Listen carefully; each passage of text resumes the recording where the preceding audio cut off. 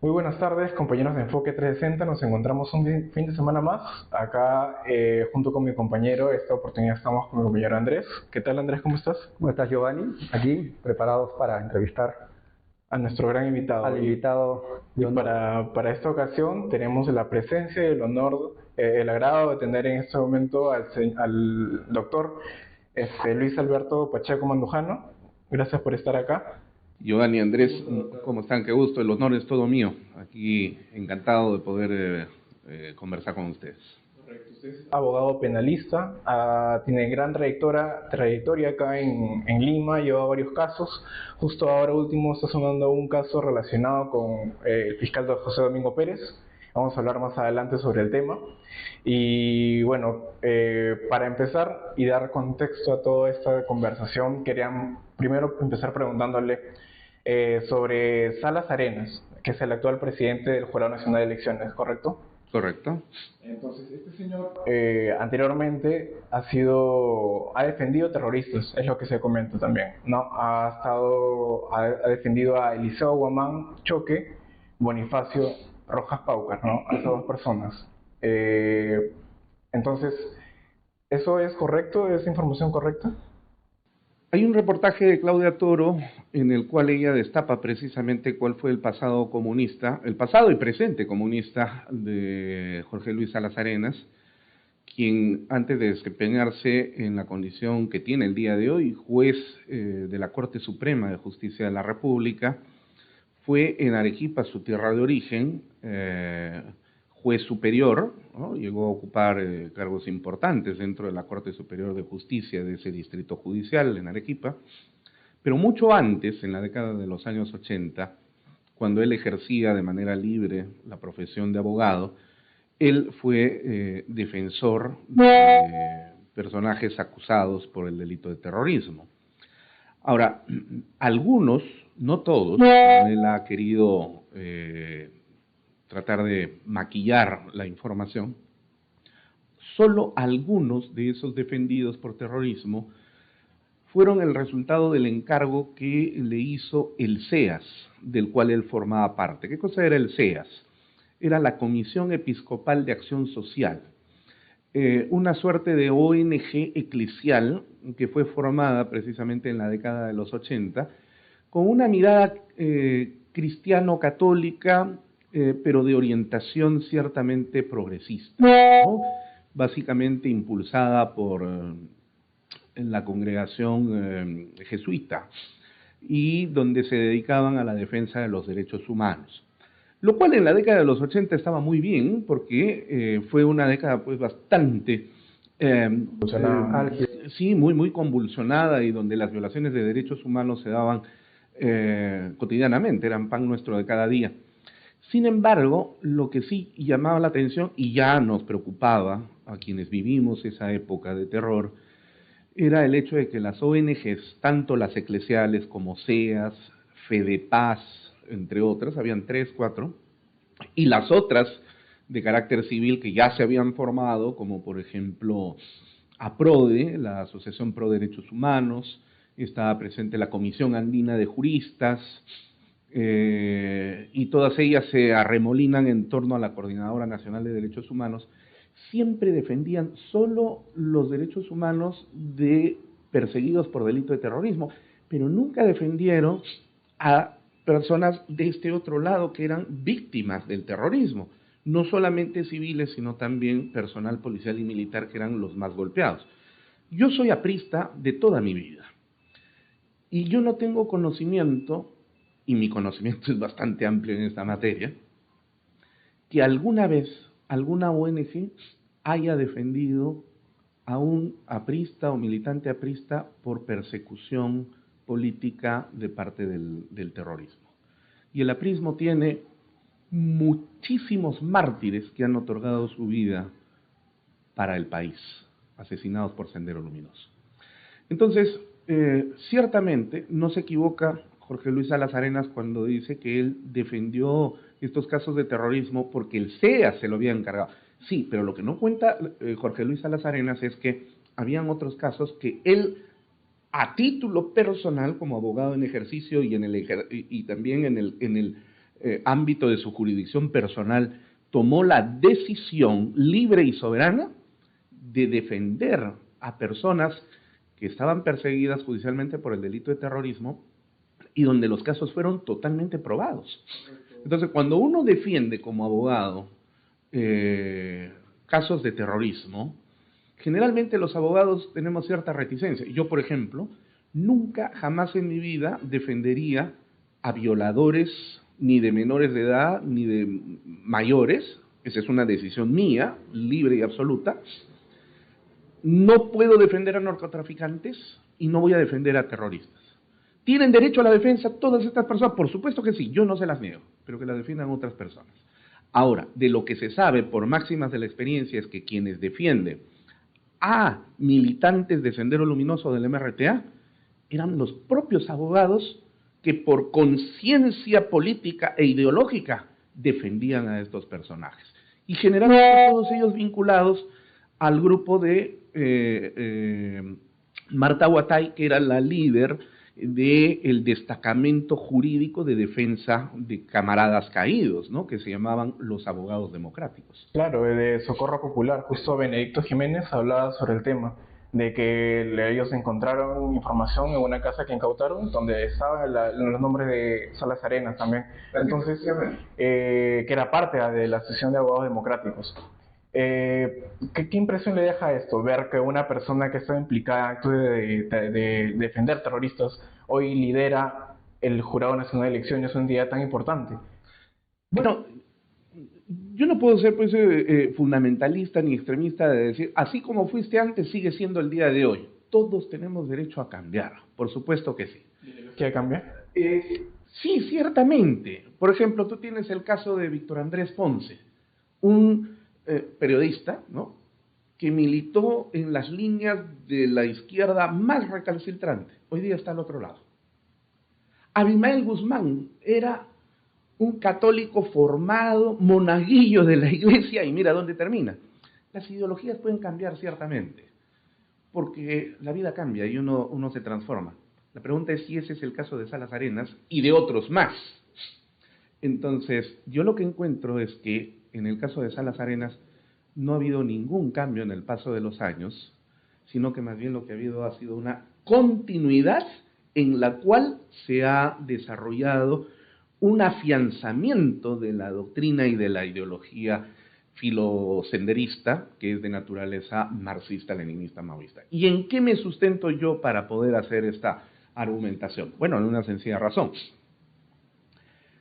Salas Arenas, como juez de la Corte Suprema de Justicia de la República, fue el juez ponente en un caso donde se procesaron a 2 miembros de Sendero Luminoso, que son los que acabas de citar, y quienes participaron como miembros de un pelotón de aniquilamiento de Sendero Luminoso en la ejecución de un juez de paz en Ayacucho. O sea, lo asesinaron bajo el rótulo de justicia popular, ¿no?, como le llamaban los senderistas. Entonces, Salas Arenas ve el caso, el expediente estaba en sus manos, ¿y qué cosa es lo que hace Salas Arenas? Dice, sí, pues es cierto, efectivamente, esto sucedió, mataron al juez de paz, pero eso sucedió en el año 1983.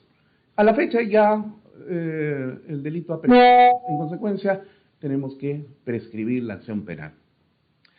¿Qué pasa en este particular caso? Muchos de los casos que son consecuencia, y en esto hay que ser claros, no de la guerra interna, porque en el Perú no ha habido un conflicto armado interno, que es la muletilla que utiliza el caviarismo y la progresía que se ha parapetado en las ONGs aquí en el Perú y en el resto del mundo. Lo que ha habido es terrorismo, genocida y criminal. En la década de los años 80 y 90 se decía que las violaciones de derechos humanos y los genocidios solamente eran posibles de ser cometidos por el Estado y que los particulares no podían cometer genocidio, lo cual es sumamente absurdo, ¿no es cierto? Quienes sí somos defensores de derechos humanos de muchos años, y justamente porque lo somos, no recibimos un solo dólar a cambio de defender derechos humanos. ¿Tú te imaginas a un bombero que reciba un pago por ser bombero aquí en el Perú? Ya dejaría de ser bombero, porque ser bombero es una vocación. Y el que defiende derechos humanos también tiene que hacerlo de vocación. Pero si tú recibes $30.000 del financiamiento internacional que viene como una suerte de lavado de activos para defender derechos humanos, tú ya no defiendes derechos humanos, defiendes un puesto de trabajo que se disfraza de defensor de derechos humanos. Entonces, quienes sí defendimos derechos humanos de toda la vida, nos parecía sumamente absurdo, inequitativo e injusto pensar que los violadores de derechos humanos solamente pudieran ser los agentes del Estado, que sí pueden cometer violaciones de derechos humanos a través de las Fuerzas Armadas y policiales. Pero ¿y los grupos terroristas no cometen violaciones de derechos humanos? ¿No cometen genocidio? Por ejemplo, el caso Lucanamarca, que además Abimael Guzmán lo reivindicó. Ese no fue un arrasar contra una población interna, eso no es un genocidio. Felizmente la jurisprudencia internacional a través del Tribunal Internacional para los Crímenes de Lesa Humanidad de la ex Yugoslavia sentó las bases del desarrollo de una jurisprudencia que el día de hoy está vigente y que se aplica además a tiempos pasados y que señala clarísimamente que el genocidio y los crímenes de lesa humanidad y los crímenes de guerra no solamente son cometidos por agentes del Estado, sino por otros grupos que se han levantado en armas a título de guerrilleros, guerra civil o terrorismo. Entonces, nosotros nos encontramos frente a una situación en la que tenemos a Sendero Luminoso y al MRTA que se levantaron en armas, no para hacer una revolución política, no para hacer una insurgencia popular, sino para cometer actos de terrorismo que constituyeron muchas veces genocidio. Entonces la pregunta es, si este es el marco jurisprudencial internacional al cual tanto apelan las ONGs caviares y los izquierdistas como el señor Salas Arenas, ¿por qué entonces declaró prescrita la acción penal en este caso? ¿Y por qué se sigue manteniendo, sin embargo, las persecuciones político-judiciales a los militares y policías que más bien por el contrario lucharon contra el terrorismo y nadie los ha defendido jamás? Entonces, para mis amigos senderistas, la prescripción; para mis enemigos militares, lesa humanidad. Entonces, cuando tú ves un accionar de esa naturaleza como juez de la Corte Suprema, primero dejas de ser juez, porque el juez tiene que liberarse de sus concepciones ideológicas personales para administrar justicia, y la justicia es erga omnes para todos. Negros, blancos, chinos, amarillos, rosados, de todos los colores políticos, de todas las tiendas políticas, no interesa. El juez tiene que ser justo. Y Salas Arenas lo que hizo fue convertirse en un árbitro ideológicamente determinado para aplicar la prescripción, zurrándose en la jurisprudencia internacional y beneficiando a senderistas, a quienes además en la sentencia los llama don, con respeto, con temor reverencial, con una relación amical y de camaradas. Don Giovanni, don Andrés. El don se reserva únicamente para las personas de bien, no para asesinos. Entonces, cierro el círculo de la pregunta. Salas Arenas tuvo un pasado de defensor de terroristas, no solamente por encargo de sino por decisiones personales, porque él mismo compartía la ideología marxista-leninista maoísta. No lo digo yo, lo dicen también todos los contemporáneos de esa época en Arequipa. Y de esa fecha hasta el día de hoy, este acto demuestra que él sigue en esa consecución. O sea, Salas Arenas no cambió. La ideología en él más bien se afianzó, se consolidó, y desde su ubicación como juez de la Corte Suprema ha venido a beneficiar a terroristas como estos dos sujetos. Ese es el presidente que el día de hoy tenemos como capitoste del Jurado Nacional de Elecciones. ¿Realmente tú puedes creer de que estamos en el Perú en manos de una persona que va a conducir un proceso electoral limpio? Hay que ser bien ingenuos para creer eso. La pregunta también iría, doctor, como usted menciona, viendo la inclinación ideológica de no solo de Salas Arenas, sino de muchos personajes que ostentan cargos tan importantes, más que todo en el sector de justicia, cómo es que llegaron, ¿no?, a tener ese cargo y cómo es que se mantienen en el cargo. O sea, hemos visto claramente, ¿no?, que Salas Arenas viene ya, como usted menciona, ¿no?, tiene un pasado político, ideológico muy marcado, ¿no? Entonces, ¿cómo se le ha permitido a personas con este sesgo ideológico tan marcado llegar a lo que usted refiere, ¿no?, a tener cargos importantes como digamos, estar a cargo de una institución tan importante como el Jurado Nacional de Elecciones, ¿no?, y mantenerse ahí, ¿no? O sea, acá vemos tal vez, ¿no?, una estructura muy sólida, ¿no?, de estos grupos que, a mi parecer, estos grupos subversivos que no han sido derrotados totalmente, ¿no?, sino que se han camuflado en las instituciones, en ONGs, como usted menciona, ¿no? O sea, hay un antecedente muy largo de estas ONGs, ¿no? Vemos específicamente el caso de IDL, ¿no? IDL, que una organización, como usted refiere, ¿no?, que supuestamente se encarga de defender derechos humanos, pero yéndonos a la práctica, yéndonos a la realidad, ¿no? Cuando ellos sienten vulnerados los derechos de ellos, recién reclaman, ¿no? Pero cuando es el opositor político, se vio en el caso de Alan García, ¿no? O sea, cómo hubo ese ataque mediático, ese ataque político, ese ataque jurídico, ¿no?, hacia una persona que simplemente para ellos era percibido como un enemigo. La pregunta que tú me formulas, Andrés, es sumamente importante. Fíjate, tras la captura de Abimael Guzmán en septiembre del año 1992, Sendero Luminoso entró, voy a decirlo, de una manera coloquial, entró en Turumba, ¿no?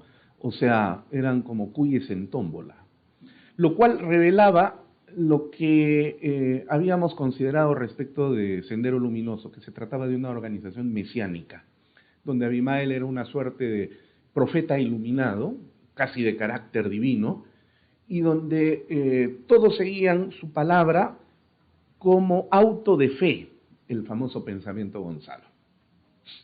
Caído Abimael, entonces la organización pues se va derrotando.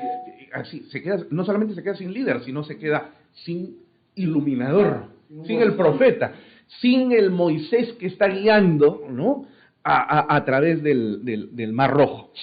Entonces, Abimael es consciente de esta situación.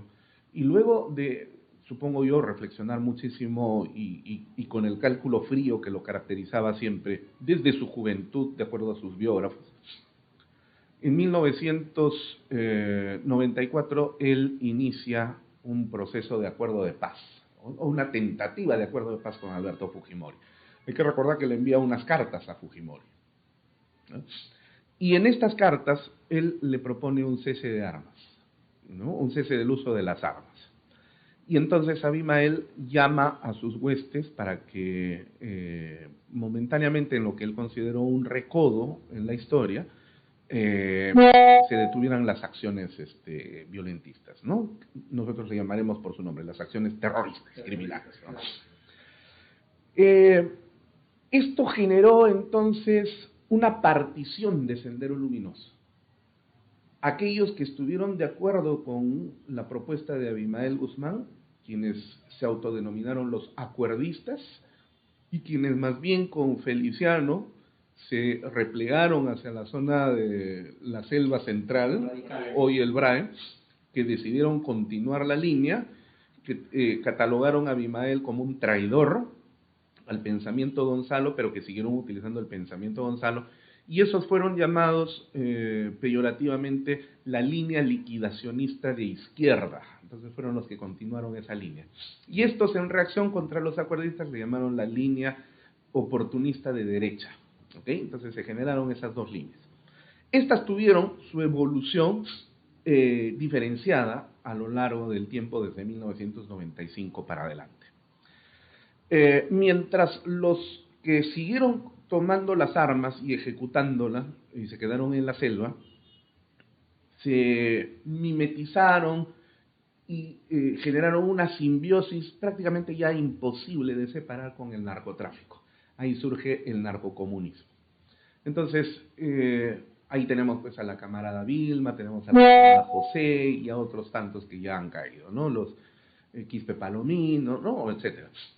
La pregunta es, ¿ellos realmente son personajes que ideológicamente han continuado una línea de guerra popular en la terminología gonzalista? No, definitivamente no. Se convirtieron en guachimanes del narcotráfico con un pseudolenguaje subversivo que utilizaban para cometer sus acciones criminales, ¿no?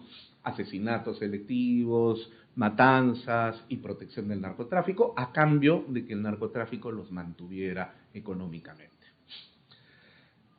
La otra línea es la que bajó el periscopio, es decir, los acuerdistas.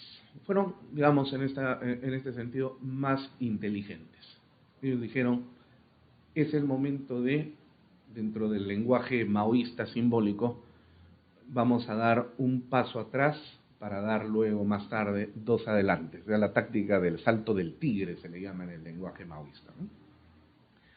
Y esto significaba entonces que ellos tenían que replegar sus fuerzas, ya no se podía hablar de guerra popular, no era la época, además en el contexto internacional acababa de caer el comunismo real, la Unión Soviética se estaba recomponiendo, el muro de Berlín había demostrado el fracaso del comunismo, los socialistas reales lloraban en el mundo nostálgicos, así que entonces parecía que el comunismo definitivamente había fracasado, ¿no? Aparece entonces una nueva idea según la cual ya las contradicciones en el mundo se han terminado, y entonces Fukuyama dice, hemos pasado a una etapa posthistórica, ¿no? Se equivocó, por supuesto. El hecho es que estos sujetos empiezan a desarrollar una estrategia basada en una serie de tácticas, ¿no? ¿Cuál es la estrategia? La estrategia es la misma, capturar el poder. Y las tácticas que se usan para poder alcanzar la comisión de esa estrategia tiene que ver precisamente con tareas ahora ya no del uso de las armas, sino estrictamente políticas. Entonces, los pocos que quedan en ese momento, estoy hablando de la década de los 90, empiezan a insertarse en los espacios donde van a lograr vivir, sobrevivir y además realizar el trabajo político. ¿Cuáles son esos espacios? Docencia, en primer lugar, el magisterio a nivel nacional, docencia universitaria y dentro del Estado. Empiezan a camuflarse. Tras la caída de la dictadura de Alberto Fujimori, entonces comienza otra etapa, y el caviarismo toma el control del Perú a través de Valentín Paniagua, pero fundamentalmente a través de Alejandro Toledo. Con Alejandro Toledo se abren las puertas del Estado al caviarismo, que capturan definitivamente ministerios clave, como son, por ejemplo, Educación, el Ministerio de la Mujer, más adelante con Humala se va a crear el Ministerio de Cultura, se va a redefinir el Ministerio de Justicia como Justicia y Derechos Humanos, es decir, son espacios que van a ser copados por esta gente, la Defensoría del Pueblo, ¿no? Y donde quienes no entran directamente van a empezar a hacer trabajos desde fuera, trabajos entre comillas, porque en realidad no es trabajo, son consultorías, donde reciben miles de millones de soles a cambio de nada. Es decir, yo presento cualquier mamarracho, ¿no? Y me pagan por eso, ¿no? ¿Cuántas políticas públicas de Estado se han hecho a partir de esas consultorías? Ninguna, cero, absolutamente ninguna, porque no sirven para nada, pero sirvieron para mantener a estos holgazanes, ¿no? Entonces, ellos, que siempre han coqueteado con el terrorismo, empiezan a abrirle las puertas. Y ahí es precisamente donde el Consejo Nacional de la Magistratura, que existía en ese momento, es copado también por el ámbito caviar y filoterrorista.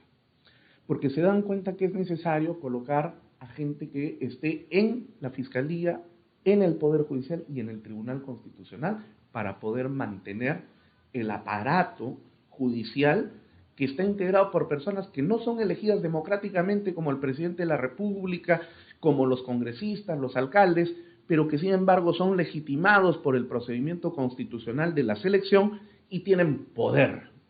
Un juez tiene poder, un fiscal tiene poder. Y si son de niveles superiores, mucho mejor. Pero ¿quién nombra jueces y fiscales? El CNM, el Consejo Nacional de la Magistratura. Ahí empiezan a entrar algunos personajes. Entre ellos, gente vinculada a Patria Roja, como Gonzalo García, por ejemplo, ingeniero en ese momento en el Consejo Nacional de la Magistratura, ¿no es cierto? O bueno, otros tantos cuyos nombres se me escapan en este momento, pero tengo clarísimo el recuerdo de Gonzalo García Núñez, inclusive, ¿no? Militante de Patria Roja. Eso fue básicamente el año 2003-2004, y donde se abren los procesos de concurso público nuevamente para que se habían cerrado con Fujimori para seleccionar a jueces y fiscales titulares. Ahí le abren la puerta a militantes de Patria Roja, a senderistas y exsenderistas. Ahí entra, por ejemplo, nombrado quien fuera uno de los más reconocidos, en San Marcos al menos, militantes de Patria Roja, en la década de los años 70, y luego fue diputado por su departamento, Lambayeque, Duberly Rodríguez. Él fue diputado y luego abogado, y se convierte en juez de la Corte Suprema, que llegó a ser incluso presidente de la Corte Suprema de la República, vinculado con los cuellos blancos, dicho sea de paso, y tuvo que renunciar a la presidencia de la Corte Suprema para pasar la piola, vamos a desapercibido. ¿no? Sí, desapercibido. Entonces, como él, entran muchísimos senderistas, ex-senderistas, y Diego García Sayán empieza como ministro de Justicia a abrirle las puertas de los penales a los terroristas para que empiecen a salir masivamente. Hoy quedan pocos, hoy quedan poquísimos. De hecho, en el MRTA, por ejemplo, que prácticamente fue liquidado después de la retoma de la casa del embajador japonés Morisa Aoki, pocos fueron los MRTistas que se quedaron vivos, y muchos de ellos se plegaron a lo que el día de hoy es el movimiento Perú Libre de Vladimir Cerrón, a pesar de no compartir ideales maoístas, pero llegaron a un punto de entendimiento. Y otros tantos, bueno, se involucraron en otros, allá, por lo menos en mi tierra, en Huancayo, con algunos personajes que estuvieron vinculados con la Defensoría del Pueblo, como por ejemplo Vladimiro Guaro Portocarrero, que fue presidente del gobierno regional de Junín, vinculado a Sendero Luminoso, fugado del Perú y luego partícipe de la OEA en una comisión que fue liderada por Jorge Santisteban de Noriega, que al regresar al Perú, después de un trabajo que hizo en Centroamérica, con Vladimiro Guaroc, generaron la Defensoría del Pueblo en la época de Fujimori, y Santisteban de Noriega se convierte en el primer defensor del pueblo. Lo lleva a Vladimiro Guaroc con su pasado senderista, y él se convierte, repito, más adelante, ya en los años 2000, presidente del gobierno regional, fue convocado por Humala, se convirtió en el líder de esa dependencia de la presidencia del Consejo de Ministros que se llama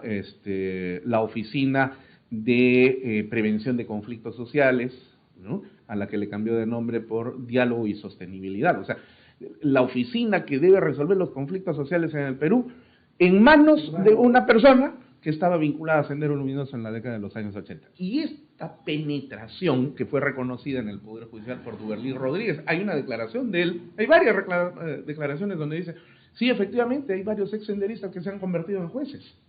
Entonces, esa fue la estrategia, ¿no? Ya no podían continuar con la lucha armada porque no era el momento histórico, no se habían dado las condiciones objetivas y subjetivas en el lenguaje maoísta, y entonces tenían que hacer una penetración, es decir, una metástasis, un cáncer, para generar una implosión desde el propio Estado. Es decir, la idea fue ya no atacar al Estado, sino penetrar en el Estado para explotar al Estado desde dentro y beneficiarse de él. Y esta línea la continuó Pedro Castillo a través de su primer ministro, el señor Aníbal Torres. Recuerden ustedes que empezaron a colocar a gobernadores en todo el Perú, pero gobernadores no elegidos, sino estos gobernadores del Ministerio del Interior, que todos ellos eran senderistas, y hasta el día de hoy siguen gozando de ese privilegio de ser gobernadores y tenientes gobernadores en sus jurisdicciones en representación del Ejecutivo, y no han sido cesados en sus cargos, todos son senderistas. Esas famosas sesiones de Consejo de Ministros descentralizadas servían precisamente, entre otras cosas, para ello, ¿no? Entonces, Andrés, qué buena pregunta la que tú me haces cuando me dices, ¿cómo es posible, cómo se explica que hayan llegado personajes como Salas Arenas, nombrado precisamente por ese Consejo Nacional de la Magistratura, tomado ya por caviares como Gonzalo García Núñez, militante de Patria Roja, ¿no? ¿Cómo es posible que hayan llegado? Ahí está la explicación, ahí está la estrategia, ahí está la táctica. ¿Cómo se mantienen, no? Y usted dice algo muy importante, ¿no? O sea, ellos pueden tener todas las intenciones de estratégicamente querer llegar a tener el poder, porque creo que eso es lo que busca la izquierda en sí, ¿no? Tener el poder, ¿no? Y una vez que lo tienen, como ellos mismos lo refieren, defenderlo con uñas y dientes, ¿no? Pero, digamos, el ambiente que permite eso, ¿no? Nosotros como sociedad permitir eso. Gracias. O sea, no darnos cuenta realmente, como usted dice, ¿no? Que hay gente terrorista, ¿no? En los poderes del Estado. Teniendo el pasado que hemos tenido hace 30 años, ¿no? Y más, porque el terrorismo no solo viene de hace 30 años, el terrorismo viene ya de décadas anteriores, que encontró, digamos, en el momento preciso de poder expandirse, pero como usted bien refiere, ¿no? Ya son muy hábiles, digamos, para realizar sus objetivos, que vieron que el tema del ataque ya no funciona, el ataque directo, violento, no funcionaba, y se camuflaron, se mimetizaron, ¿no? Y se mantienen hasta ahora, ¿no? Se mantienen hasta ahora. El punto y la pregunta sería, ¿no? Como sociedad, ¿no? Como peruanos, ¿no? Creo que en estos tiempos ya nos estamos dando cuenta un poco más de la verdad, ¿no? Porque hay que ser conscientes, el común del peruano, pues, lamentablemente ha tenido digamos, ha sido políticamente nunca, digamos, Muy comprometido ni interesado en los temas, ¿no? O sea, hablamos de política, decimos, no, la política es así de cochina, la política es así de sucia. Es muy probable de que los nombres que he mencionado la gente común no los Claro, no los conozca, exactamente, ¿no? Y creo que ese es el punto por el cual siguen ahí, porque no ha habido, desde que se desintegró el GEIN, no ha habido seguimiento. Claro, no se los ha desenmascarado como tal, ¿no? Mucha gente, como usted dice, no conoce el pasado de Salas Arenas, no conoce el pasado de muchas personas que hoy tienen un cargo público, ¿no? Usted mismo refiere, los gobernadores a nivel nacional, pues son la mayoría senderistas, ¿no? Entonces, un senderista, o sea, ¿qué puedes esperar de un senderista, de un terrorista? No. Entonces, ese es el punto, ¿no? O sea, digamos, ¿hasta cuándo vamos a llegar como peruanos, como ciudadanos, de no darnos cuenta, exacto, de adormecernos, ¿no? Y de no tomar acciones? Mira, una de las tácticas que apuntaba y que sigue apuntando a la estrategia de la toma del poder que se inicia tras la caída de la dictadura de Fujimori y de lo que hemos hablado cuando Alejandro Toledo, bueno, antes Valentín Paniagua, 8 o 9 meses que mantuvo el barco de alguna manera, pero es Alejandro Toledo el que le abre las puertas del Estado a los caviares. Él cogobernó con el caviarismo. No se olviden ustedes que quien le sustentó económicamente la marcha de los 4 suyos, en la que yo participé, pero de buena fe, como muchísimos peruanos que en aquella época combatíamos la dictadura criminal de Montesinos. ¿Quién le sustentó económicamente ¿Quién financió? Fue Soros. ¿Y quién le trajo el dinero? Gorriti.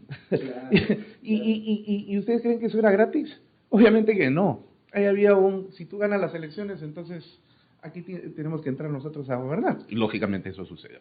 Entonces, una táctica para poder lograr todo esto que hemos tratado hace unos minutos atrás fue precisamente, y tiene que ver con lo que tú señalas, Andrés, la táctica del megaproceso de adormecimiento cultural.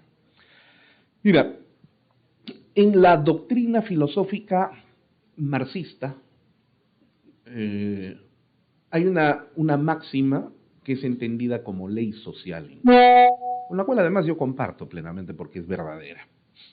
Las condiciones materiales de existencia determinan en última instancia la conciencia social de los hombres. ¿Qué significa esto dicho en sencillo, en cristiano? Significa, así como vives, así piensas. Si tú vives en una chanchería, ¿qué tipo de pensamientos crees que vas a desarrollar? El de un chancho, pues, ¿no es cierto? Entonces, si tú le quitas educación y cultura a la sociedad y en su lugar le inyectas basura todos los días a través de los sistemas educativos, tanto los formales oficiales como los no formales, ¿cuál va a ser el resultado? El adormecimiento. Entonces, fíjate, el cambio de la currícula educativa y las metodologías en el campo educativo en España estuvo en manos y sigue en manos del caviarismo, introduciendo este famoso método del constructivismo. Ideología, porque esa no es una... tú eres psicólogo, y sabes perfectamente que Jean Piaget fue el impulsor desde la psicología del constructivismo. ¿En qué consiste el constructivismo? Dice, el ser humano en realidad no se le debe enseñar absolutamente nada, sino se le debe dar las herramientas para que pueda construir la realidad y generar la realidad. Bueno, esto presupone la existencia de una suerte de pensamiento mágico de la construcción de la realidad. Es decir, si yo puedo construir la realidad, entonces yo soy Dios. Lo cierto es que la realidad no se construye. Lo cierto es que la realidad está ahí y nosotros vivimos dentro de la realidad. Ahora bien, y por eso digo, yo estoy de acuerdo con Marx en el sentido de que las condiciones materiales de existencia determinan en última instancia la conciencia social de los hombres. Así como vives, o sea, así como es tu realidad, así vas a pensar. Tú no vas a cambiar el pensamiento de las masas por tu buena voluntad creando una realidad que no existe. Existirá para ti en tu casa o en tu baño. Pero la verdad es que nosotros nos insertamos en un ámbito en donde se nos absorbe culturalmente. Entonces, por eso había que masificar la estupidez. Había que socializar la imbecilización. En una palabra, había que adormecer a los millones de seres humanos. Y eso se logró educativamente con la ideología del constructivismo social, gracias a lo cual el día de hoy tenemos ideología de género, donde se dice que uno construye su género por determinaciones sociales, lo cual es una estupidez, ¿no?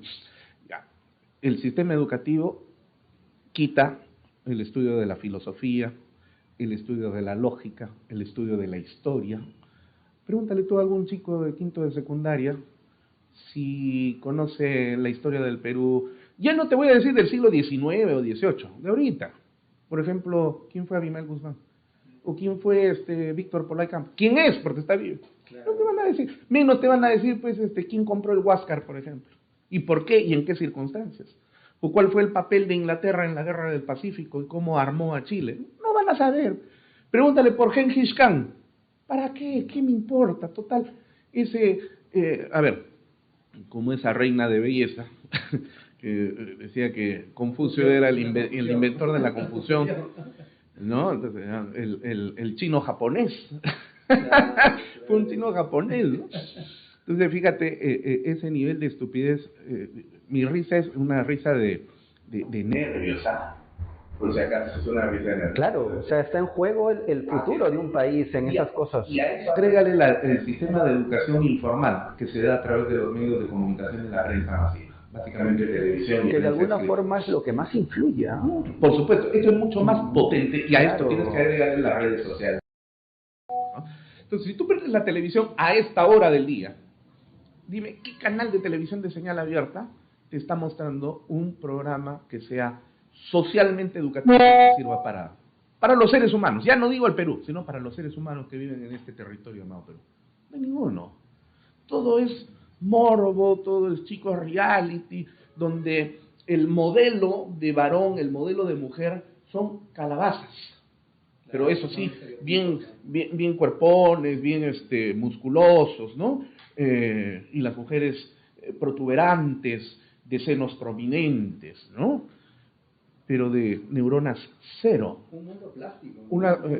O como diría Sigmund Bauman, un mundo líquido, ¿no? Donde lo importante se va de las manos como el agua entre los dedos, ¿no?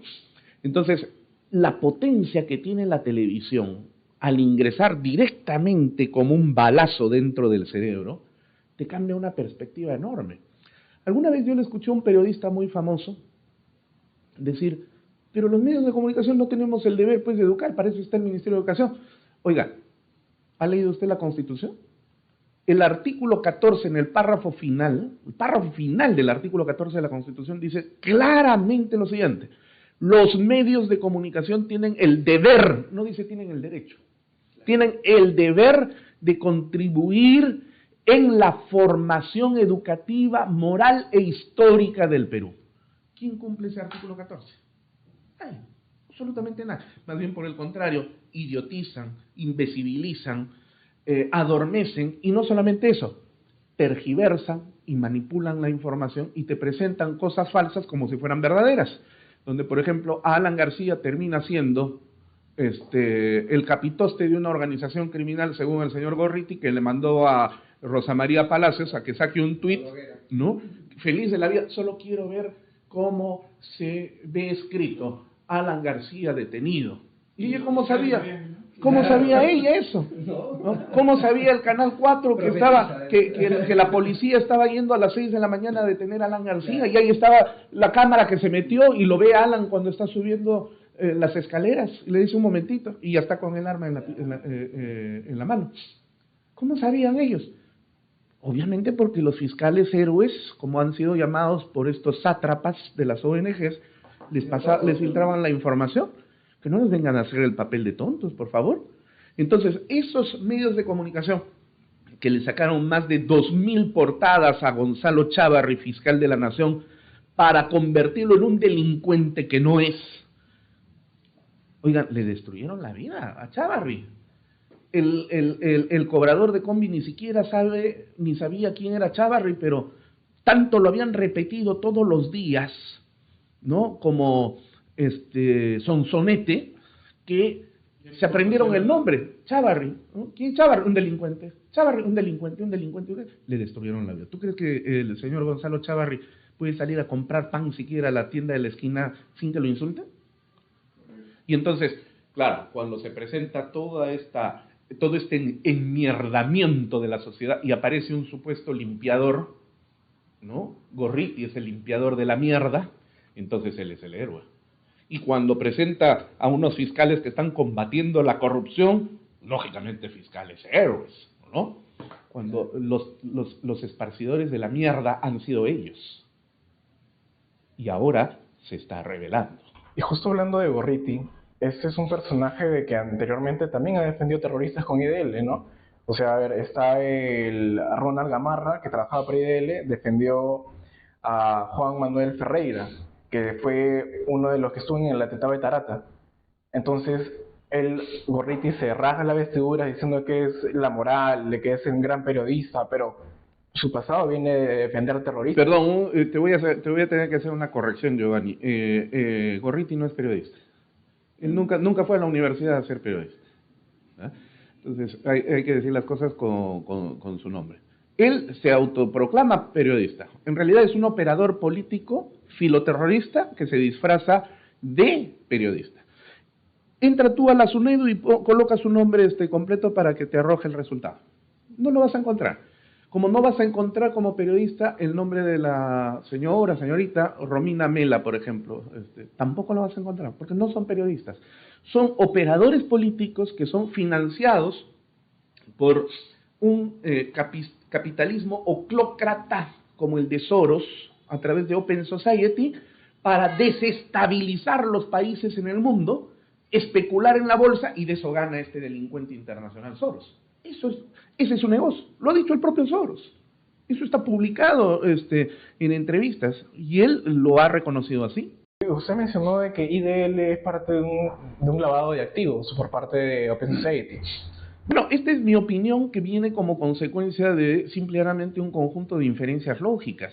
Si los dineros que gana Soros son dineros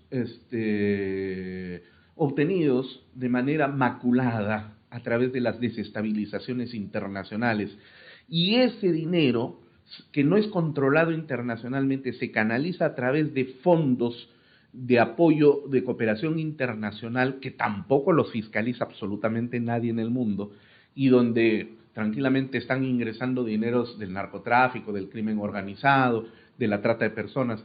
Por ejemplo, esta película Sounds of Freedom ha puesto el dedo en la llaga al revelar cómo es que esas élites de las cuales forman parte Soros y sus amigos, son tratantes de niños, a los cuales les extraen la sangre bajo situación de tortura para obtener adenocromo, que es una droga mucho más potente que el éxtasis y que la venden entre los miembros de la élite, y donde un derivado de esa sangre utilizan algunas mujeres, como lo ha reconocido Jennifer Aniston, por ejemplo, utilizan las mujeres para mantenerse en la eterna juventud.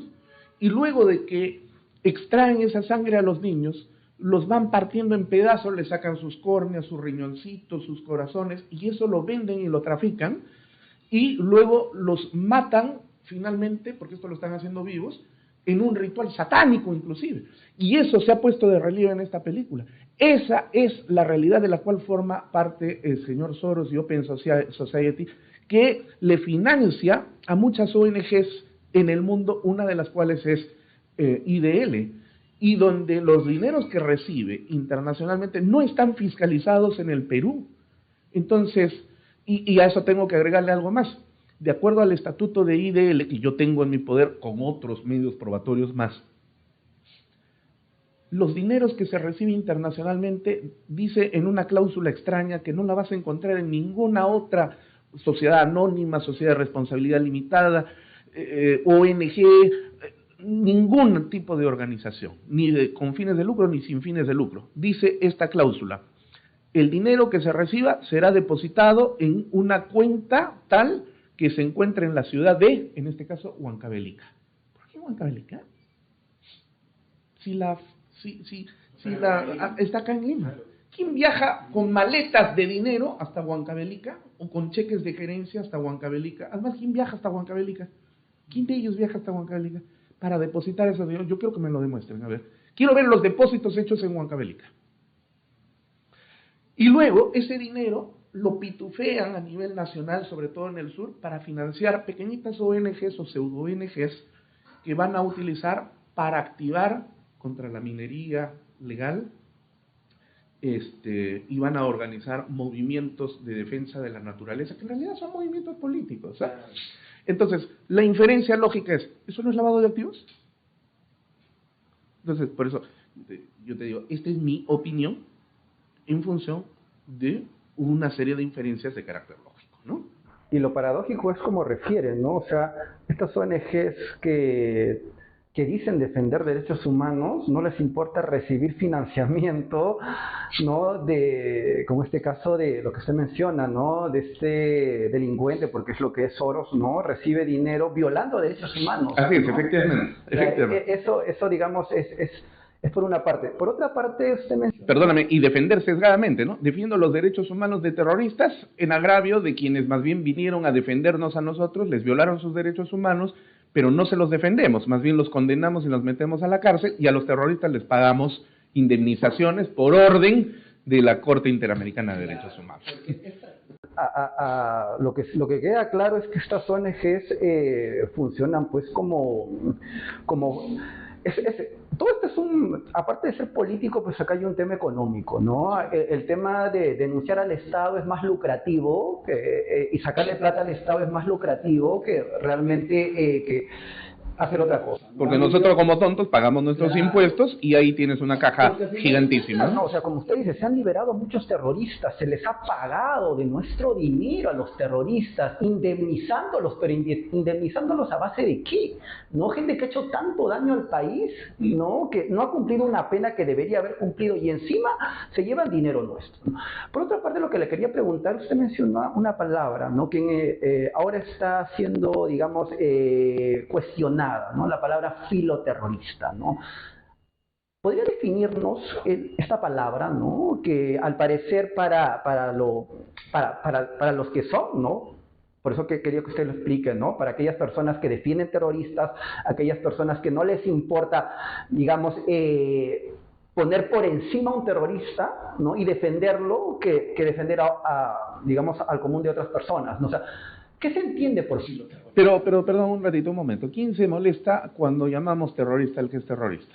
El que es terrorista. Claro. ¿No? Así como el señor Gorriti, por ejemplo, que tiene un indultado por terrorismo, trabajando en IDL. Y es curioso, ¿no? Él no se rasga las vestiduras, no sé si se habrá rasgado el chaleco de fotógrafo con el que se disfraza de periodista. Esa es su capa de Superman, ¿no? ¡Qué horror! Lo han indultado a Alberto Fujimori. Alberto Fujimori no es santo de mi devoción, ¿eh? Yo más bien estoy en la otra orilla. Pero el indulto que le dio Pedro Pablo Kuczynski a Alberto Fujimori fue jurídicamente correcto. Correcto.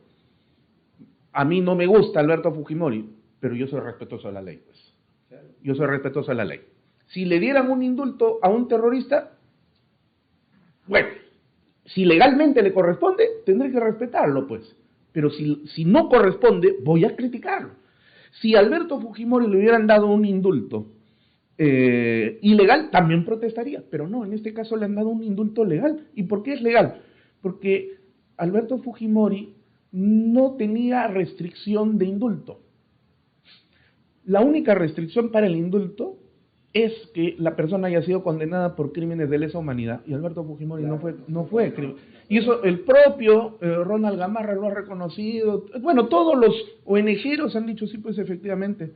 Y la sentencia, lo más importante, porque puede valer un pepino lo que digan estos oclócratas. Pero ¿qué dice la sentencia? Condenando a Alberto Fujimori por los delitos de homicidio calificado, lesiones graves y secuestro agravado en agravio de los estudiantes de la Cantuta, la gente de Barrios Altos y los empresarios, entre comillas empresarios, Samuel Dyer y Gustavo Gorriti y Ellen Boja. Ya. ¿Dónde está crímenes de lesa humanidad? En el Perú no existen esos delitos. Por lo tanto, ¿podría ser indultado Alberto Fujimori? Por supuesto que sí. Entonces, lo indultaron y se rasgaron las vestiduras. ¡Por Dios! Bueno, e hicieron todo lo que han hecho, manipulando, porque eso sí es ilegal. Presentaron a través de un mecanismo que no existe en el Perú, que se llama control de convencionalidad, al juez instructor de la Corte Suprema, un provisional que ya no está, gracias a Dios, Núñez Julca, que se prestó para todas las cochinadas que se pudiera haber imaginado el caviarismo. Y este señor, en una sentencia de 200 páginas, donde alrededor de 80 veces dicen el condenado por crímenes de lesa humanidad Alberto Fujimori, eso es prevaricato, claro, por estar insertando algo que no es cierto. Declaró fundado este mecanismo de control de convencionalidad que no existe en la ley. Yo reto a los ONGeros a que me digan en el artículo de qué ley está el control de convencionalidad. Eso no existe. Van a perder. Te hago una apuesta. La propiedad de IDL. Yo apuesto mi casa. ¿Qué les parece? Así de seguro estoy. Entonces, ya hay una sentencia del Tribunal Constitucional que ha señalado que la amnistía de Alberto Fujimori es correcta. Y sin embargo sigue en la cárcel. Y no se ejecuta. Pero indultan a un terrorista y lo llevan a trabajar a IDL. Si no se molesta el señor Gorriti. Para nada, no se horroriza. Y además en un indulto que sí es bastante cuestionable, sumamente cuestionable, no se molesta. Entonces, tú me preguntas, ¿qué cosa es filoterrorista? Para los imbéciles de las ONGs que del lenguaje castellano no saben absolutamente nada y por eso hablan todes, todas y todos y demás fraseoclasismos estúpidos. La palabra filo viene del latín filium, que a su vez proviene del griego filos, que significa hijo o vinculado a. Eso es lo que significa. Por lo tanto, filoterrorista es hijo o vinculado, será vinculado, pues, vinculado al terrorismo. No es directamente partícipe, pero sí está vinculado al terrorismo. Entonces, ¿eso no es un filoterrorista? Claro. Entonces, ahí está, pues, por eso, aprendan castellano, pues. Estudien etimología. Imbéciles, como diría Alan García, ¿no? Bueno, justo usted nos hablaba de cómo una facción de Sendero Luminoso se concentró en la política y tomar los puestos de poder dentro del aparato judicial.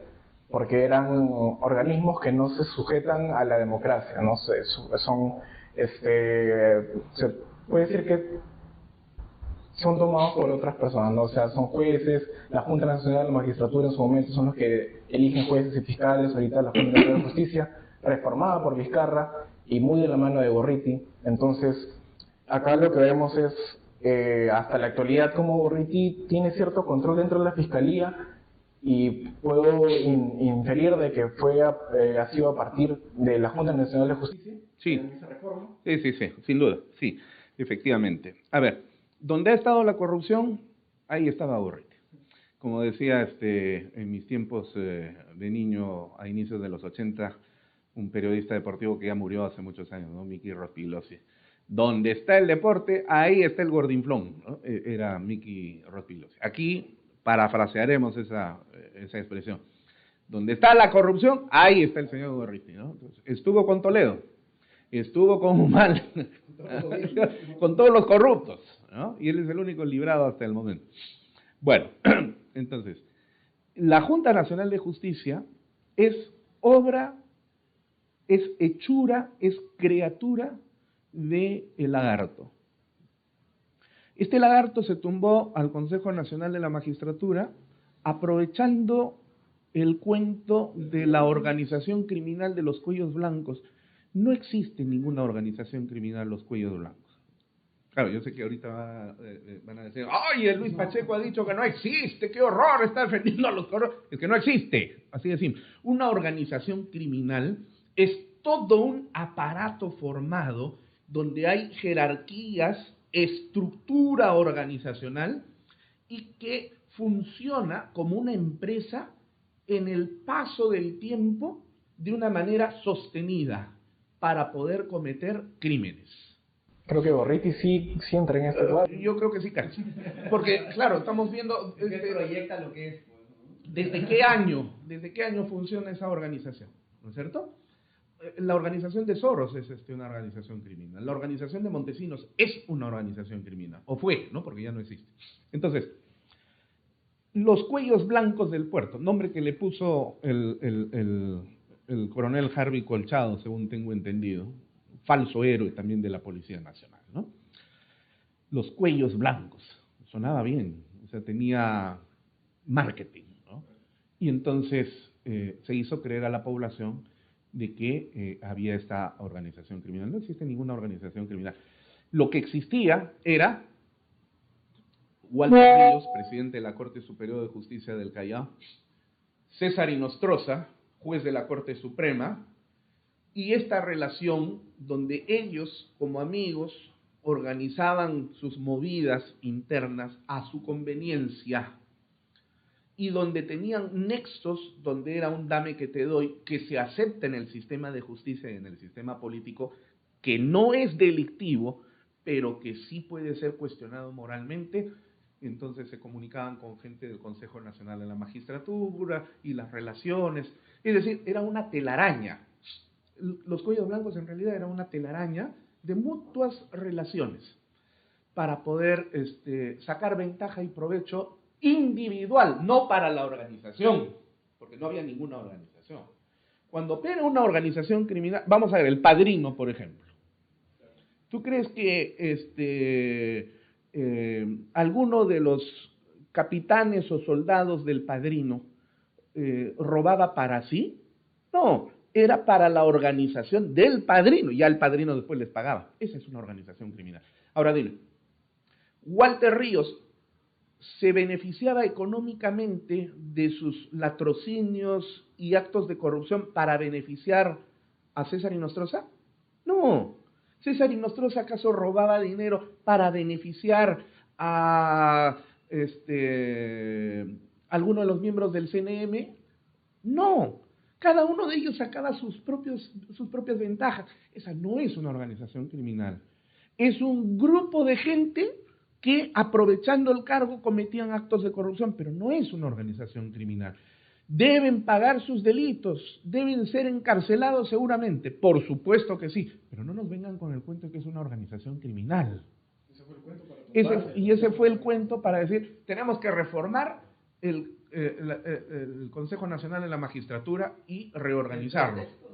El pretexto, por supuesto, un pretexto de algo que era innecesario, porque lo que tú podías hacer era procesar desde el Congreso, porque tienen derecho ante juicio los miembros del Consejo Nacional de la Magistratura, procesarlos, expulsarlos, inhabilitarlos y subían los suplentes. Pero Vizcarra se tumbó a los suplentes. La pregunta, ¿qué hicieron los suplentes? ¿Qué delito cometieron los suplentes? Si ni siquiera tuvieron contacto jamás con el CNM. Y entonces ahí aparece la lagartona fiscal de la Nación. Ahí aparece el defensor del pueblo, el Contralor General de la República, al que se le escapan las tortugas, porque dentro de la propia Contraloría se cometen actos delictivos, como por ejemplo el tema del alcohol en gel durante la pandemia y cosas por el estilo. Entonces todos ellos concertaron con el lagarto y crearon este mamarracho. Y ese mamarracho no es otra cosa más que un cambio de nombre, porque el funcionamiento es exactamente el mismo. Como diría Tancredi, ese personaje picaresco de la gran obra de Giuseppe Tomasi llamado Il Gattopardo, el gato pardo decía, hay que cambiar todo para que las cosas sigan funcionando exactamente igual. Y eso fue lo que sucedió, eso fue lo que hizo Vizcarra, pero con la característica de colocar a sus socios claves. Sus socios claves, como por ejemplo, ¿quiénes? El exministro de Justicia de Humala, Aldo Vázquez Ríos, conocido caviar, vicerrector académico de la Universidad Antonio Ruiz de Montoya, que es una extensión de la Universidad Católica caviarizada. La tienes a María Zavala, traidora del APRA, y que se puso a disposición del lagarto y del caviarismo por su comadre, la ex fiscal de la Nación, Zoraida Ábalos. Lo tienes a José Ávila Herrera, ex viceministro de Derechos Humanos y jefe de la Oficina Nacional de Diálogo y Sostenibilidad de la Presidencia del Consejo de Ministros durante el gobierno de Humala. La tienes a Imelda Tumialán, mi paisana huancaína, que trabajó en la Defensoría del Pueblo durante 30 años bajo órdenes caviares. Bueno, y así sucesivamente, todos son caviares. Todos del clan. Todos quedan en familia. ¿A quién crees que van a nombrar ellos como jueces y fiscales? A gente que tenga corrección jurídica, o más bien a gente que esté alineada a sus intereses. Obviamente ese era el caso. Incluso la Junta Nacional de Justicia ratifica a Salas Arenas. Ah, sí, en un té de tías, dicho sea de paso, ¿no? Claro, porque ellos son los encargados de ratificarlo él y el de la OMPE. Entonces prácticamente es un ente de poder de facto que puede controlar parte de las elecciones, porque si Salas Arenas no se ajusta a lo que ellos puedan querer, lo pueden quitar del puesto. Así es, efectivamente. Si no lo ratificaban en el cargo, pues obviamente dejaba de ser presidente del Jurado Nacional de Elecciones, pero era necesario. La ratificaron a la lagartona Zoraida Ábalos. Y es más, emitieron un comunicado a favor de Zoraida Ábalos cuando estaba a punto de ser destituida por el Congreso de la República, en un acto de violación de la Constitución política por interferir un poder del Estado, ¿no? Entonces, ellos se han sacado por la careta un montón de veces, ¿no? Yo no sé por qué el Congreso de la República hasta el día de hoy no le da trámite a las varias denuncias que la congresista Patricia Chirinos ha presentado contra este lumpen, literal lumpen, que opera desde la Junta Nacional de Justicia. Y su asociación con Gorriti, porque sí. Son muy allegados. Incluso se especula que Gorriti se paseaba por la fiscalía como que él quería y obtenía la información privilegiada. Cosa que lo señaló el fiscal Hamilton Castro, que fue el primer fiscal que lideró el equipo Lavallato cuando fue llamado por Pablo Sánchez, fiscal de la Nación, al despacho de la Fiscalía de la Nación y lo sentó ante Gorriti y Gorriti empezó a grabarlo. Y de eso se dio cuenta el fiscal Hamilton Castro y dijo, perdóneme, yo me voy a retirar porque esto no es correcto. Eso es un hecho cierto, es un hecho verdadero. Gorriti fue a buscarle a Patricia Benavides, fiscal de la Nación, para pedirle que fuera Bela Barba el que dirigiera el equipo contra el poder, que el día de hoy lo tiene Marita Barreto. Gorriti estuvo siempre detrás de todos estos actos, porque él fue el capitoste, porque él fue el cerebro de la operación, incluso vinculado con Vizcarra, porque se beneficiaban mutuamente. Aquí ya no interesaba si es que ellos compartían la misma ideología, no. Lo que interesaba era, ¿podemos sacar tajada de la torta? Sí, entonces nos aliamos. Tú tienes los audios y yo tengo el poder de la presidencia de la República. Vamos a jugar en ping-pong, pues nos tumbamos al fiscal de la Nación que me quiere a mí investigar, mi fiscal héroe que estuvo en Moquegua ya me archivó los 42 casos, ponemos a una fiscal que sea manejable como Zoraida Ábalos, y bueno, tú sigues tumbándote a todos los otros enemigos y vamos colocando pues a otros. Bueno, felices de la vida, nos damos la mano, nos damos la mano. Eso ha sido lo que ha pasado. Tocando lo que menciona Giovanni, doctor, y yendo, digamos, a lo que queríamos llegar, ¿no? El tema del nexo de la Fiscalía y Gustavo Gorriti, y en este caso, en lo que usted participó, digamos, con Domingo Pérez, ¿no? La prueba, el video filtrado a IDL, ¿no? Entonces, ¿podría comentarnos un poco? Sí. Yo soy abogado de el empresario Gonzalo Monteverde Bucelú y de la señora que es su pareja, también señora empresaria, María Isabel Carmona, que han sido acusados de lo siguiente. Como ellos eran empresarios, entonces, de acuerdo a la tesis fiscal, el señor Barata recibía dineros y activos que generaba Gonzalo Monteverde a través de falsos contratos con los cuales supuestamente ingresaban dineros, o sea, lavado de activos, para engrosar la caja 2. Y con esos dineros lavados ya, luego se coimeaba a a personajes políticos como Keiko Fujimori, Pedro Pablo Kuczynski, Lourdes Flores Nano también, Alejandro Toledo y otros personajes más. Entonces, digamos, mi patrocinado en la tesis fiscal, en la teoría de los fiscales, es la piedra angular sobre la que se construye todo el caso Lavallato. ¿Ok? ¿Es verdad o no es verdad que Gonzalo Monteverde haya dado el dinero en coimas a estos personajes políticos? Ahí es donde precisamente en esta audiencia en la que estaba el señor Barata declarando, yo le pregunto, ¿conoce usted a Gonzalo Monteverde? No, no lo conozco. No tengo la menor idea. ¿Ha hecho usted algún tipo de trato o contratación con Gonzalo Monteverde? No, ninguno. No lo conozco. Sé que el señor Gonzalo Monteverde sí era un empresario que nos sirvió como otras tantas empresas, más de 300 que eran subcontratadas por Odebrecht, porque lo cierto es que Odebrecht sí hizo carreteras, sí hizo obras, y alguien tenía que hacerlas. Entonces, Odebrecht ganaba las licitaciones, pero subcontrataba.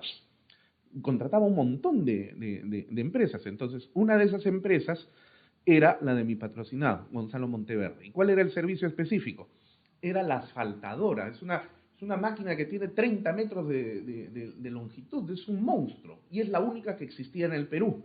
Entonces, lo contrata a Gonzalo Monteverde para poder hacer la carretera Chiclayo, Yurimaguas. ¿Okay? Entonces, pero eso generó activos para poder luego recibir, porque era un contrato falso, engrosar la caja 2 de Odebrecht con la cual se pagaban coimas. El propio Barata lo ha desmentido, de hecho, no, en absoluto. Eso es completamente falso. Yo no conozco al señor Monteverde.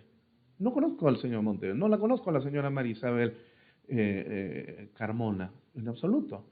Entonces, ¿de dónde sale esto? ¿De dónde sale esta tesis de los fiscales? Otra vez Gorriti tiene que ver en el asunto. Porque Gorriti escribe en su brulote que tiene en IDL Retruqueros. Este señor se molesta porque yo digo IDL Retruqueros, estoy ofendiendo, ¿no? Pero no tiene ningún reparo cuando habla de la resistencia llamándole la pestilencia, por ejemplo. Ay, sí, no, que nadie se moleste, ¿no? Bueno, yo le digo pues IDL Retruqueros, porque son unos retruqueros. Entonces, a través de IDL Retruqueros saca un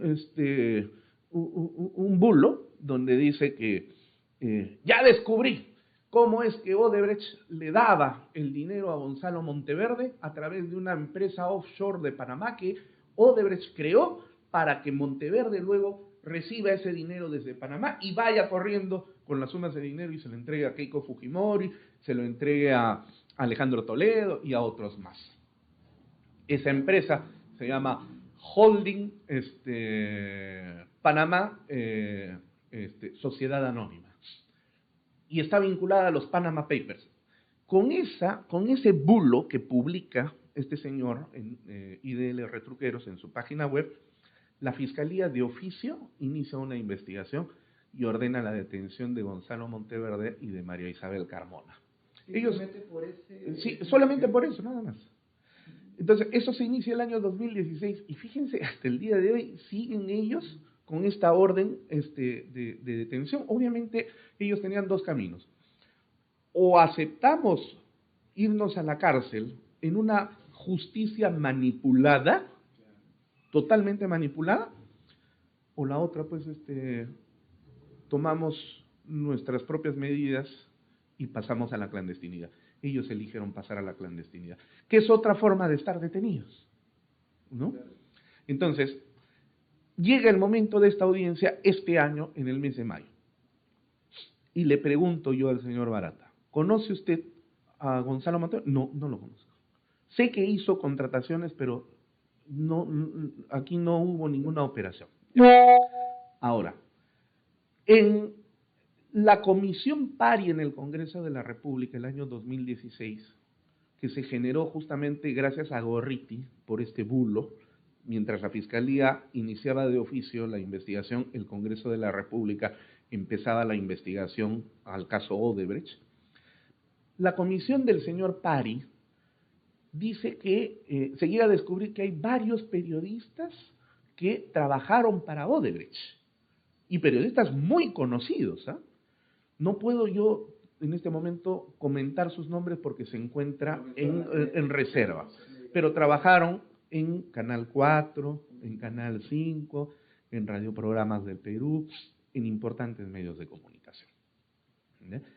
Entonces, ante esa situación, yo decido preguntarle, pues, ¿quiénes son esos periodistas? Y Barata tenía que decir la verdad, porque acuérdense que él ha firmado un acuerdo de colaboración con los fiscales héroes, por los cuales en la sentencia que aprueba el acuerdo de colaboración hay una cláusula añadida donde dice que si Barata miente, se le revoca. Si comete otro delito, y mentir en este caso sobre hechos de investigación ya es delito, es perjurio, se le revoca el acuerdo de colaboración y terminaría preso en el Perú. Entonces Barata no puede mentir, pues, definitivamente, tiene que decir la verdad. Entonces, decido preguntarle por los periodistas, ¿no? ¿Conoce usted? Había varios codinomes. Por ejemplo, Plim Plim. ¿Quién era? Ya, nos dijo quién era Plim Plim, ¿no? Y ya le pregunto directamente, y ahora yo sí ya puedo decirlo porque es información pública, se filtró el video, ¿no? ¿Conoce usted al señor Gustavo Mome Seminario? Sí, sí lo conozco.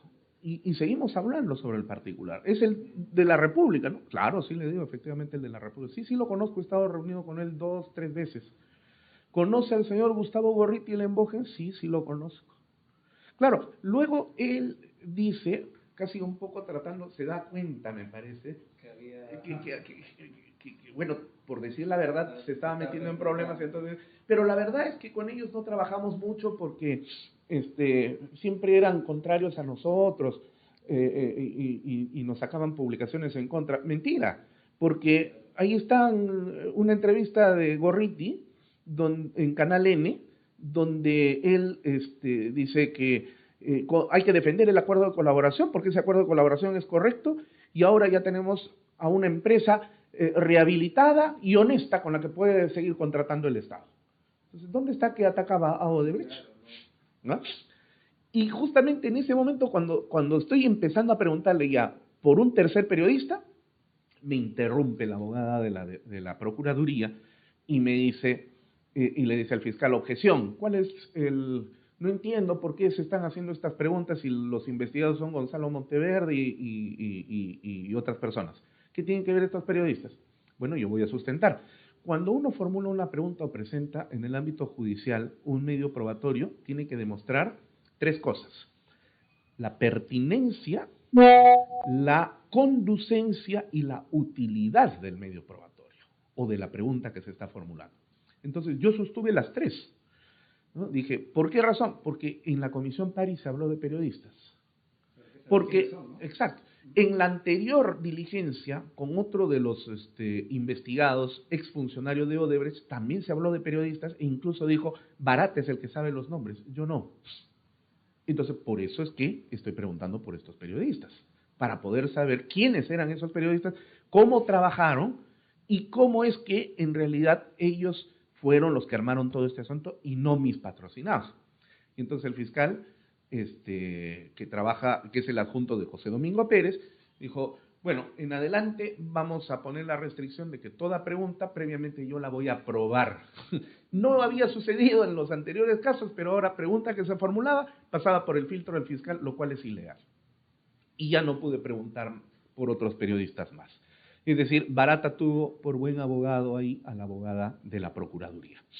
Muy bien, ahí quedó el asunto. Se acabó esa diligencia. Al día siguiente, el doctor Luis Francia Arias, con quien hago codefensa, y yo... Este proceso era, digamos, reservado, que nadie, no habría forma, digamos, de... No, porque la diligencia se llevó a cabo en el Brasil a través del Zoom y con nosotros aquí en el Perú. Y Barata hablaba en castellano, ¿eh? Porque él habla castellano y muy fluidamente. Entonces, al día siguiente, mi colega, el doctor José Luis Francia Arias, con quien ejerzo la defensa conjunta de Monteverde y de Carmona, solicitamos que se nos entregara la copia de 4 videos de las intervenciones últimas de las diligencias de estas personas que habían participado en los interrogatorios, uno de los cuales era Barata. La Fiscalía nos dice, de los 4 que están pidiendo, solamente tenemos 2. Una de ellas es la de Barata. Y sí, se las vamos a entregar, no hay problema. Fijaron fecha, inclusive, para el 24 de mayo de este año. Así que entonces, nosotros enviamos a la persona del estudio para que fuera a recoger los USBs donde les iban a dar los videos, y que lógicamente lo habíamos acreditado antes ante la Fiscalía, autorizando a recoger esos USBs. Llega la Fiscalía y le dicen, no, por orden del doctor Pérez no le vamos a dar ¿Y por qué no nos van a dar? Si ya nos lo habían aceptado. Además, en la resolución dice, sí tenemos esos. Y dice, bueno, no les puedo decir porque ya les van a notificar. Efectivamente, pasaron como 2 horas y nos notificaron la resolución número 161 firmada por el propio José Domingo Pérez. Y donde dice que ciertamente ellos tienen los links donde se encuentran alojados en la nube las diligencias de Barata y de otro de sus ex compañeros de trabajo, y se las ha enviado al fiscal adjunto. Pero, para poder otorgárselas a ustedes, en realidad la Unidad de Cooperación Judicial Internacional de la Fiscalía General del Brasil tiene que remitírsela a la Unidad de Cooperación Judicial Internacional de la Fiscalía de la Nación, que a su vez debe remitir a la Unidad de Traducción Oficial, lo cual puede suceder dentro de 8 meses, y de ahí cuando ya esté traducido, recién nos lo envía a la Unidad de Cooperación Judicial Internacional, quien a su vez nos remitirá a nosotros para que nosotros le entreguemos a ustedes. Oiga, ¿dónde dice eso? Y nos pone 2 artículos del Código Procesal Penal y ninguno de los 2 dice nada de eso. Así de absurdo. Bueno, unos días más tarde, Claudia Toro presenta en su canal de televisión CTV Perú un extracto de un audio, no de un video, sino de un audio, donde se me escucha a mí preguntándole a Barata si conoce a Mome y a Gorriti. Entonces Claudia Toro me llama por teléfono y me dice, doctor Pacheco, yo he escuchado y esta creo que es su voz. Y me la pone en el teléfono y le digo, sí, pero ¿cómo lo has obtenido? Bueno, no le puedo decir, pues yo no puedo revelar a mi fuente, ¿no? Ya. Me dice, esto es noticia, voy a sacar, necesito más información. Y le digo, Claudia, perdóname, pero no puedo, porque yo estoy bajo la reserva del... O sea, no puedo. Claudia me dice, bueno, esto vamos a publicarlo porque esto es importante y es noticia. Bueno, procede como corresponde, pero yo más información no te puedo dar. Y efectivamente pues salió la publicación. Y esto golpeó definitivamente y sin duda a Mome y a Gorriti. De sus amigos también, porque lo van a estudiar también su... Sí, la bloguera Rosa, ¿no? María Palacio. Exacto. Toda la maquinaria ahorita. Así es, todo el caviarismo, ¿no? Burda manipulación. Luego se ha comprobado que no hay ninguna manipulación. El audio que le enviaron a Claudia Toro es un audio, ciertamente está cortado, pero no está manipulado. No es lo mismo cortar que manipular. Es un extracto, exactamente. Entonces, Gustavo Gorriti y su asistenta, la que según Milagros Leiva, tenía un escritorio y un asiento en la fiscalía al lado de José Domingo Pérez, ¿no?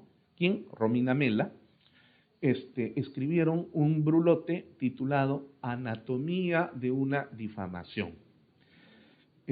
Jugando siempre con las figuras retóricas, ¿no? Porque esta es una guachafa copia de una película antiquísima que se llama Anatomía de un crimen, ¿ah? De la década de los años 50. Recuerdo que cuando estudiaba criminología vi esa película. Y el guachafo Gorriti utiliza, ¿no? ese título, la retórica, y coloca Anatomía de una difamación. Entonces él escribe y dice pues de que yo soy el que ha filtrado el video. ¿Y quién es Luis Pacheco? Luis Pacheco es una persona que es bastante conocida en el ámbito judicial porque él ha trabajado con José Antonio Peláez como cuando fue fiscal de la Nación. Bueno, ciertamente yo trabajé en la Fiscalía, fui gerente central de la Escuela del Ministerio Público durante la gestión de José Antonio Peláez y realmente para mí fue un verdadero honor. Gorriti dice que yo trabajé también con el fiscal de la Nación, Carlos Ramos Heredia. ¿Así? A ver que me demuestre.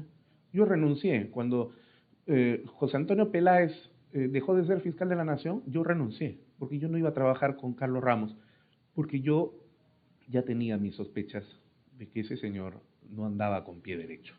Así que reto a Gorriti a que me demuestre que yo trabajé con Carlos Ramos. Le apuesto mi casa contra la propiedad de IDL. Ya se deshizo del activo. Ya. Entonces, le apuesto la camioneta de José Domingo Pérez. 3. Me acusa de que yo he trabajado con Gonzalo Chávarri. Sí, yo trabajé en la gestión de Gonzalo Chávarri hasta el día que renunció. Ese mismo día yo renuncié. ¿Y cuál es el problema? ¿Qué cosa? Chávarri es Abimael Guzmán. Para mí sería pues, horroroso que trabajó con Gustavo Gorriti. Ahí sí, pues, de este piso me lanzo al vacío, ¿no? Pero ¿cuál es el problema con Gonzalo Chávarri? ¿Mm? Y luego dice que yo siempre he sido muy abrazado por los sectores de ultraderecha en el Perú. Yo no sé cuáles son los sectores de ultraderecha. ¿Cuál es la ultraderecha? ¿Qué cosa es ultraderecha?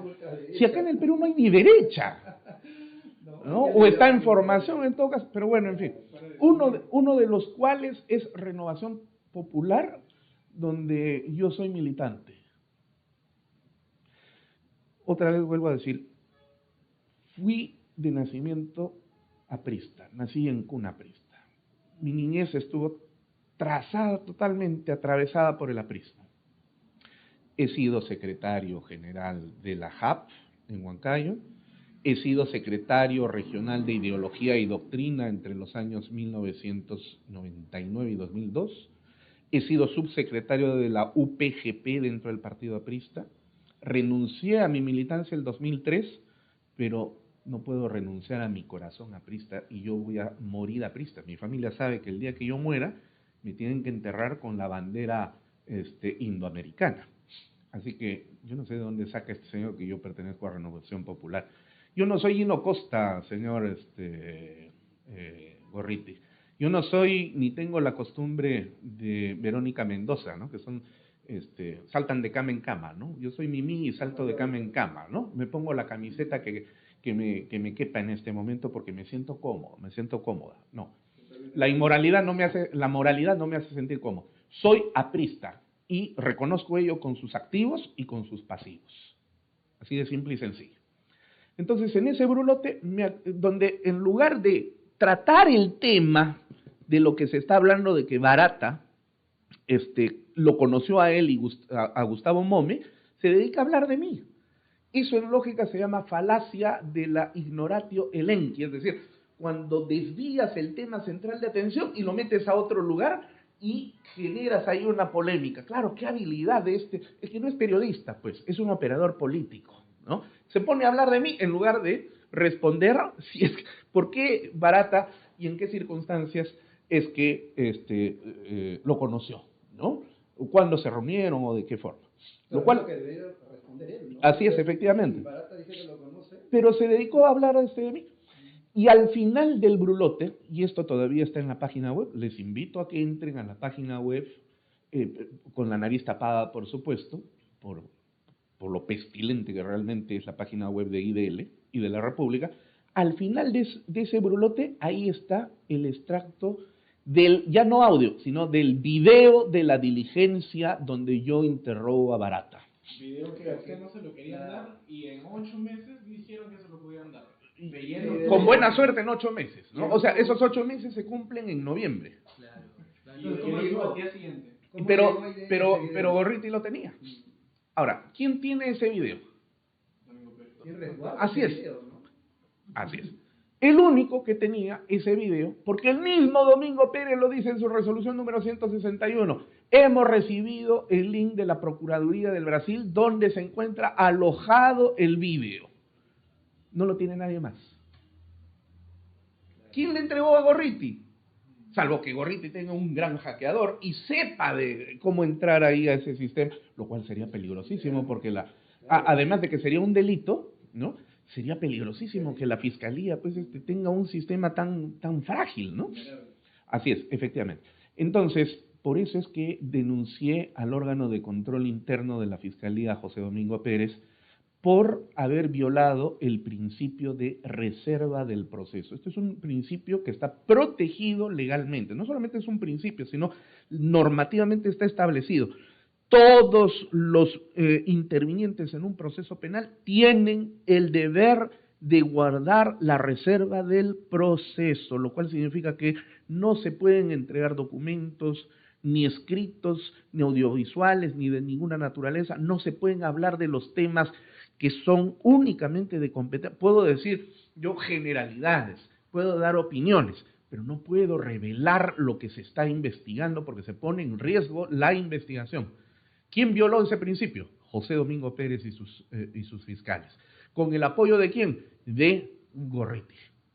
Entonces, ya le han abierto la investigación en el órgano de control institucional a través de la resolución número 2 que se ha formado en esta carpeta.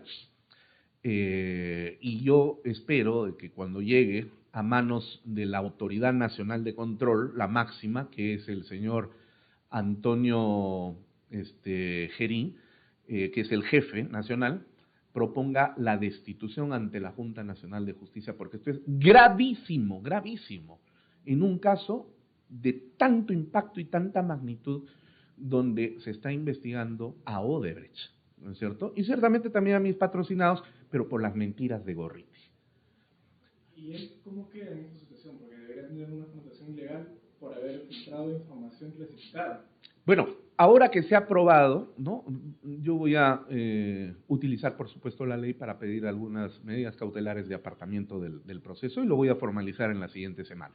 Pero añadidamente, el lunes pasado, 31 de julio, he denunciado a José Domingo Pérez ante la Junta Nacional de Justicia. ¿Y por qué? Porque la acción de entregar el video reservado a Gorriti hace que este señor fiscal, Domingo Pérez, incurra en una serie de inconductas funcionales que están tipificadas en la ley de la carrera fiscal como graves y muy graves, y donde la sanción es la destitución. Así que he formalizado esa denuncia.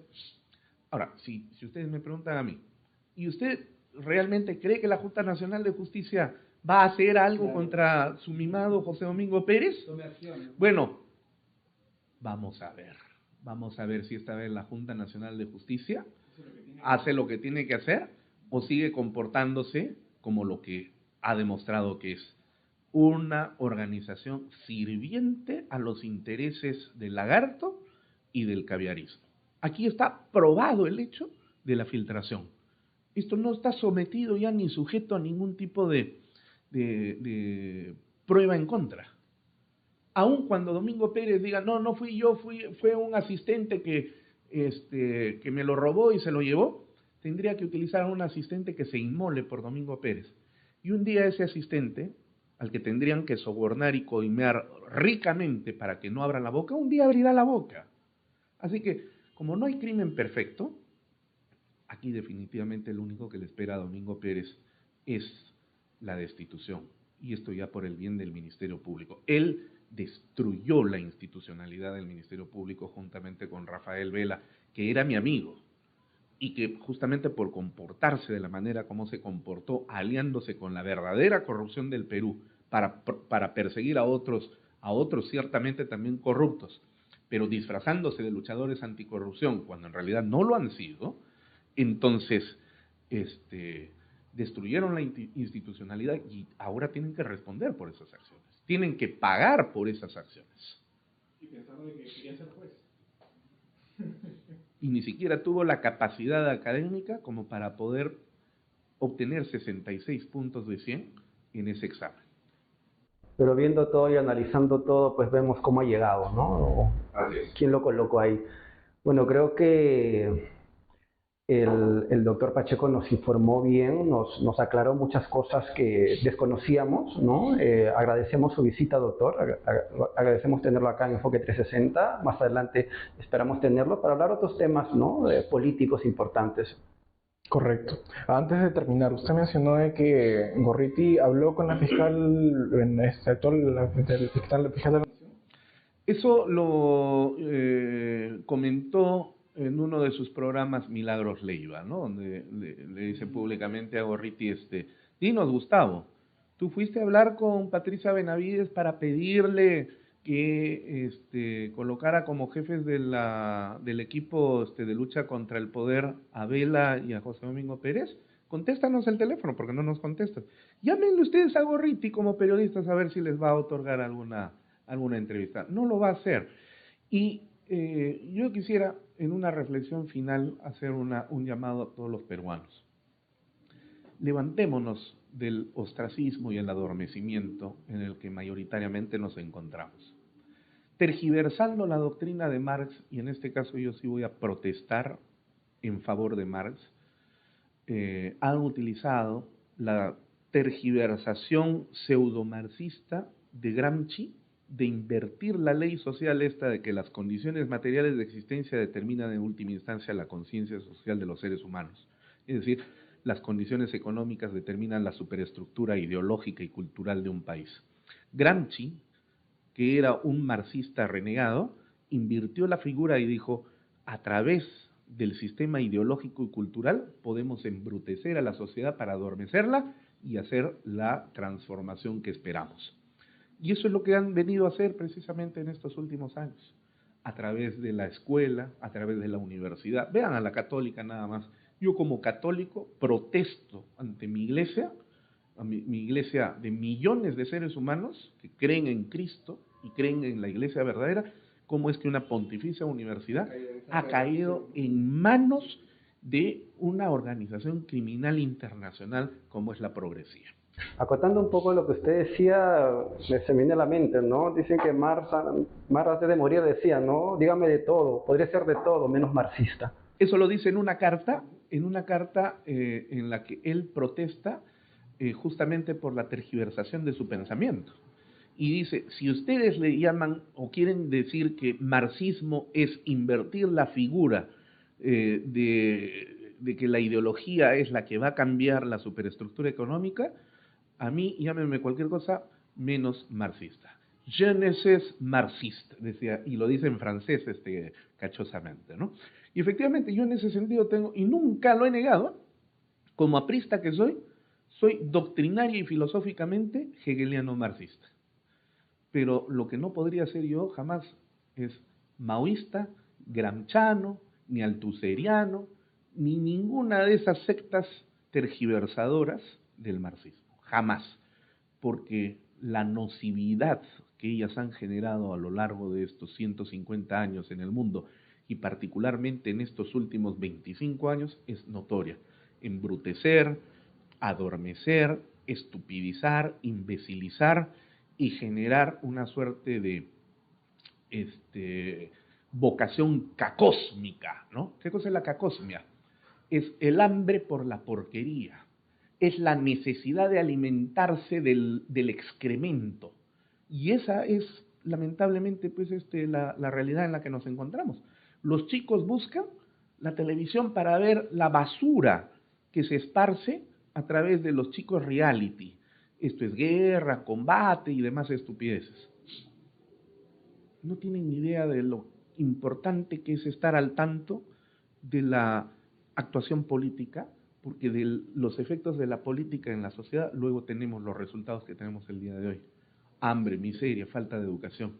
Entonces, la labor cultural, que por ejemplo Enfoque 360, yendo a contramarea y quebrando ese proceso de adormecimiento y estupidez, es algo que yo debo aplaudir, felicito, y podremos estar en desacuerdo en algunos puntos, pero definitivamente yo tengo que aplaudir la labor que ustedes realizan, y por eso cierro diciendo, como lo dije al inicio, el honor es todo mío, el de haber estado aquí con ustedes el día de hoy, y siempre que estemos en esta misma tarea, cuenten conmigo. Muchísimas gracias. Gracias, doctor Luis Alberto Pacheco. Ha sido un gusto tenerlo acá. Muchas gracias de hablar de estos temas tan importantes, necesarios de dar a conocer.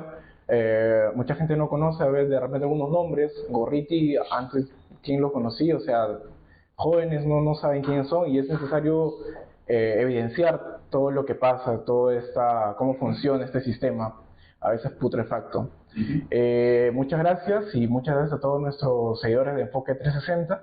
Esperamos tenerlo próximamente, hablar más temas que se han escapado en el camino, pero creo que hay temas muy interesantes por los cuales hablar y dar a conocer. Nos vemos la próxima semana. Muchas gracias, síganos en Facebook, Instagram, Twitter y muchas gracias, Andrés, por esta oportunidad. Nos vemos el próximo fin de semana y hasta luego. Cuídense. Hasta luego, cuídense.